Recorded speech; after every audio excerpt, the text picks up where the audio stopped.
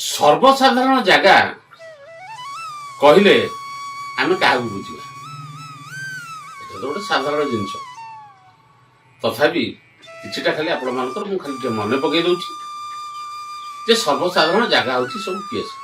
ଆରେ କ୍ଷତି ତରିବାରି ବାରଙ୍ଗନା ପୁରୀ ବୈଦ୍ୟ ବାୟୁ ରାଜଦ୍ୱାର ହାଟ ବିଦ୍ୟାପୀଠ ପୁଣି ଶ୍ରୀତ୍ରୀପୀଠ ବେଦ ସମଦାଧାରରେ କର। କ୍ଷତି ତରିବାରି, କ୍ଷତି ମାନେ ହଉଛି ପୃଥିବୀ, ତରି ହେଲେ ଗଙ୍ଗା, ବାରି ହେଲା ଜଳ।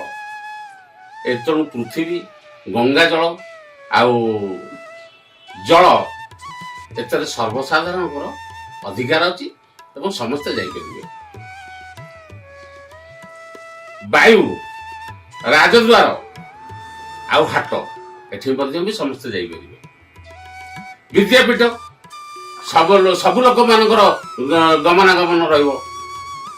ଶ୍ରୁତିପୀଠ ଯୋଉଠି ପ୍ରବଚନ ଦିଆଯାଉଛି ବା ଯୋଉଠି ଧର୍ମାନୁଷ୍ଠାନ ମାନଙ୍କୁ ସମସ୍ତଙ୍କର